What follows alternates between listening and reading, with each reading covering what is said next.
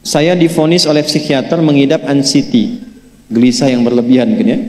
Kemudian saya selalu merasa cemas kalau bertemu banyak orang, takut pergi sendiri. Tetapi Quran surah Al-Anbiya 83, alhamdulillah kecemasanku berkurang. Pertanyaannya, bagaimana caranya supaya anxiety itu tidak pernah kambuh lagi? Gini, Quran surah ke-51 ayat 49. Wa min kulli syai'in khalaqna zawjaini la'allakum tadhakkarun. Segala hal itu aku ciptakan, kata Allah, berpasangan supaya engkau sadar cuma aku yang tidak punya pasangan. Sehat lawannya apa, Bu? Sakit. Senang lawannya apa?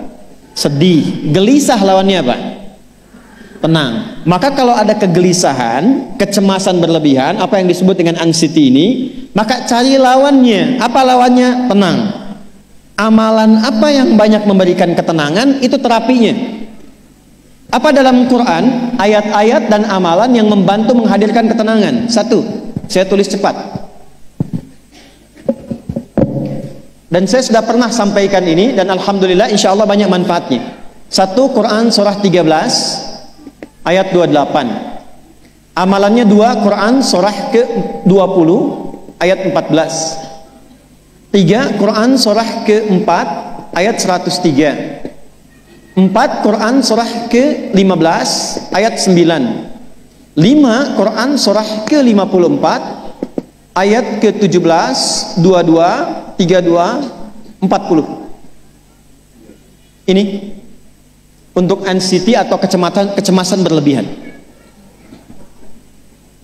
1, Quran surah 13 ayat 28. Perhatikan kalimatnya. Pelan-pelan, Bu. Ibu kalau gelisah, cemas itu adanya di hati atau di fisik? Dari hati baru mengalir ke pikiran, kan? Baik, perhatikan bagaimana cara menenangkan hati sehingga pikiran ikut tenang. Ini langsung dari Allah. Ala bidzikrillahi tatma'innul qulub. Kata Allah, ala, yakinkan pada dirimu. Fokus.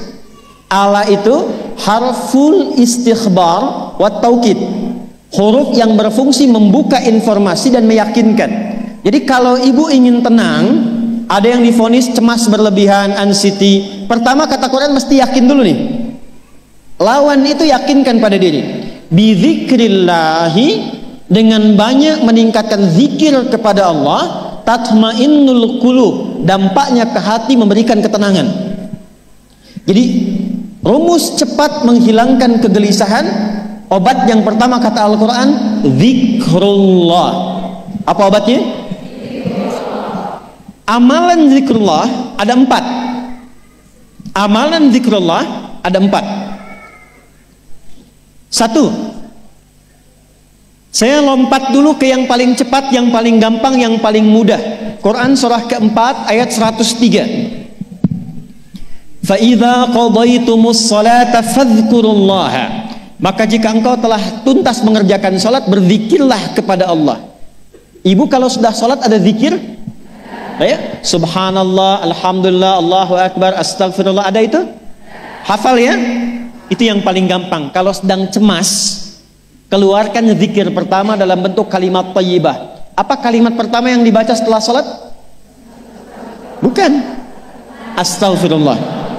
Assalamualaikum warahmatullah. Assalamualaikum warahmatullah. Astaghfirullah. Astaghfirullah. Astaghfirullah. Allahumma antas salam wa minkas salam. Tabarakta ya dzal jalali wal ikram. Kalau ingin agak panjang, boleh. Ada yang versi panjangnya. Ya astaghfirullahalazim alladzi la ilaha illa huwal hayyul qayyum wa atubu ilaih. Baca 3 kali. Allahumma antas salam wa minkas salam wa ilaika ya'udus salam. Fahayyina rabbana bis salam wa adkhilna al jannata daras salam. Tabarakta ya dzal jalali. Yang pertama versi singkat, yang kedua digabung dengan doa versi panjang. Kalau sedang gelisah, bacakan cepat, tapi harus yakin, karena kalimat Qurannya mesti yakin. Astagfirullah, astagfirullah, astagfirullah. Jangan cuma di lisan sambil ingat Allah. Enggak, ini nggak main-main ya, ini nggak main-main. Jadi begitu sedang gelisah, cemas berlebihan, merasakan cemas, anak gimana belum datang, astagfirullah. Tapi sampaikan ke jiwa, ingat Allah, astagfirullah. Astagfirullah. Sampai terjadi perubahan dalam hatinya, merasakan ketenangan. Astagfirullah, astagfirullah. Kalau itu belum tuntas, ambil wudhu. Amalkan yang kedua, Quran surah ke-15 ayat yang ke-9. Inna nahnu nazzalna dzikra wa inna lahu lahafidhun. Dengan keagunganku aku turunkan Al-Quran itu sebagai zikir. Nah, Quran disebut oleh Allah sebagai zikir. Di antara fungsinya memberikan ketenangan pada jiwa. Ibu kalau sedang cemas, istighfar, masih ada sisanya wudhu, ambil mushaf menghadap kiblat, baca bu. Apa yang terjadi? Nanti akan terjadi Quran surah ke-8 ayat kedua. Saya belum tuliskan karena ini detailnya. Innamal mu'minuna alladzina idza dzukirallahu wajilat qulubuhum wa idza tuliyat 'alaihim ayatuhu zadatuhum imana wa 'ala rabbihim yatawakkalun. Sepanjang ada insan beriman, kata Allah, dia dibacakan kepadanya Quran atau bahkan dia membaca sendiri, akan ada getaran pada jiwanya, meningkat imannya, tersambung hubungannya dengan Allah. Yang paling dahsyat, ibu ambil wudhu, buka mushaf, baru dibuka mushafnya, kok tiba-tiba ayatnya sesuai dengan apa yang kita rasakan. Kadang terjadi begitu. Lu tiba-tiba ibu baca aja ibu baca. Tapi bacanya bukan cuma di lisan, sambungkan lisan dengan kolbu. Kalau tahu, cari surat-surat yang sesuai dengan kebutuhan. Misal, maaf ya bu ya, ada yang menganggap misalnya ibu nggak punya kelebihan, ditinggalkan oleh teman, dikecilkan bahkan oleh pasangan sendiri, buka surat Ad-Duha, buka surat Al-Insyirah, 2 aja dulu. Baca dengan tulus, mengalir ke hati. Begitu ibu bacakan Wad-Duha wal-laili idza saja ma wadda'aka rabbuka wa ma. Perhatikan, rasakan surah itu diturunkan untuk ibu. Karena begitulah cara baca Quran. Kata para ulama, kalau kita ingin merasakan kenikmatan baca Al-Quran, rasakan saat baca surat itu diturunkan untuk kita. Maka cara bacanya akan beda. Wadduha, demi segala kenikmatan yang telah aku berikan kepadamu, seperti engkau nikmat merasakan cahaya duha, aku bersumpah.